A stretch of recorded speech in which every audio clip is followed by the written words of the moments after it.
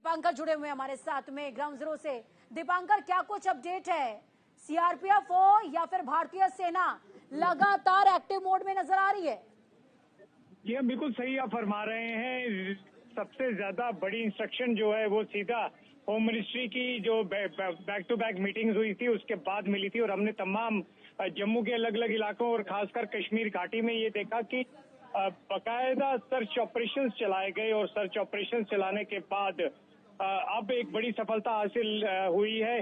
2 आतंकियों को मार गिराने की पुष्टि हो गई है। और इसके अलावा ये भी हम आपको बताते चले कि नॉर्थ कश्मीर में अलग अलग जगह पे सर्च ऑपरेशन किए जा रहे हैं। राजौरी में सर्च ऑपरेशन चल रहे हैं, इंटरनेशनल बॉर्डर के पास कठुआ में भी सर्च ऑपरेशन हो रहे हैं। यानी कि अगले 5-7 दिनों में अमरनाथ यात्रा से ठीक पहले ऑपरेशन ऑल आउट का बड़ा असर जो है वो देखने को मिलेगा।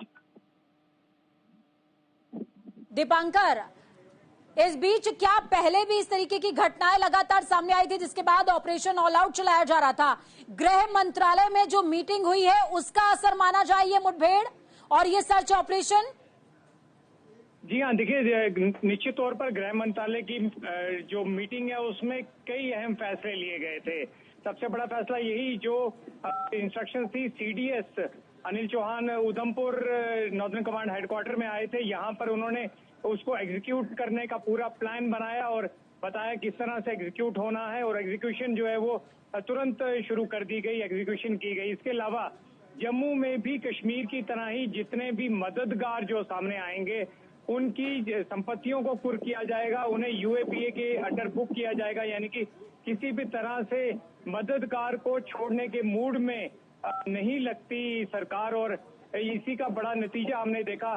2-3 आतंकवादी अरेस्ट भी हुए थे हाल ही में, कल भी। और ये एक और बड़ी जो है वो जानकारी थी। तीसरा, स्केचेस जिस तरह से बैक टू बैक जारी किए गए, चाहे वो रियासी में आपने देखा स्केच जारी किया, उसके बाद डोडा वाले। दीपांकर, एक अहम सवाल है मेरा आपसे। दीपांकर, एक अहम सवाल ये कि जम्मू में कभी ऐसा नहीं हुआ कि जम्मू के अंदर इस तरीके की घटनाएं सामने आई हो। ये पहली बार ऐसा है जब डोडा, रियासी, काठुआ, गिंडो, इन तमाम जगहों पर इस तरीके की एक्टिविटीज नजर आई। हालांकि बारामूला में एक्टिविटीज नजर आती थी, ये कोई नई बात नहीं है, लेकिन जम्मू शांत रहता था।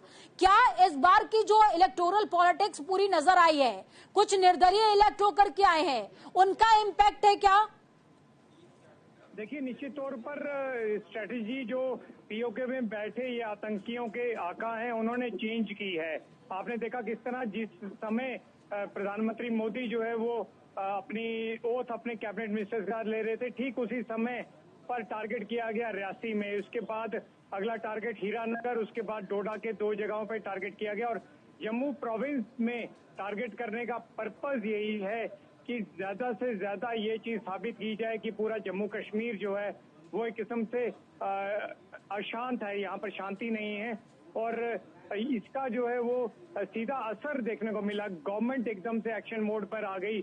जो इस तरह से कश्मीर घाटी में आपने पिछले कुछ महीनों में देखा होगा कि आतंकियों के जो मकान थे उन्हें कुर्क किया गया, यूएपीए के तहत जो उनके मददगार ओवरग्राउंड वर्कर्स, अंडरग्राउंड वर्कर्स उन्हें अरेस्ट किया गया।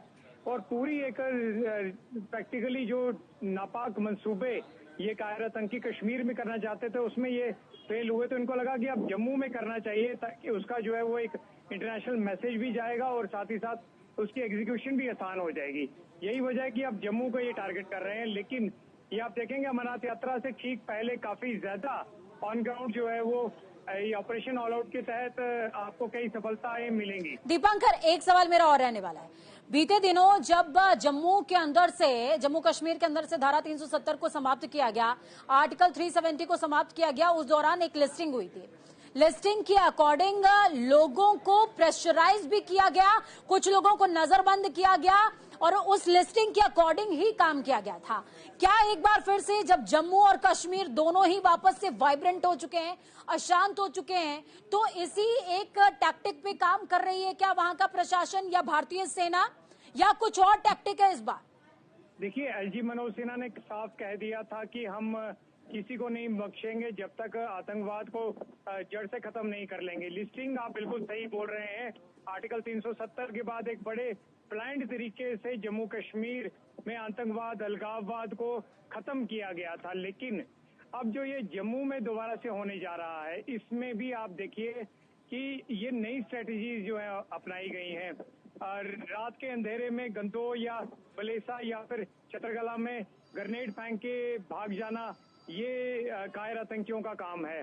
हाँ, जरूर उन्होंने जिस तरह से निहत्तों को टारगेट किया है रियासी में, ये इनका एक नया स्ट्रेटजी मिल रही है। जहां तक सरकार का, सेना का सवाल है, निश्चित तौर पर अब किसी को भी बख्शने के मूड में भारतीय सेना नहीं है, चाहे वो कोई भी हो, ओवरग्राउंड वर्कर हो, अंडरग्राउंड वर्कर हो। बिल्कुल, और शायद इसके पीछे पीएमओ और गृह मंत्रालय से जो आदेश मिले हैं, फ्री हैंड मिला है, वो एक बड़ा रीजन हो सकता है। दीपांकर, बहुत शुक्रिया हमारे साथ जुड़ने के लिए, अहम जानकारी ग्राउंड जीरो से साझा करने के लिए।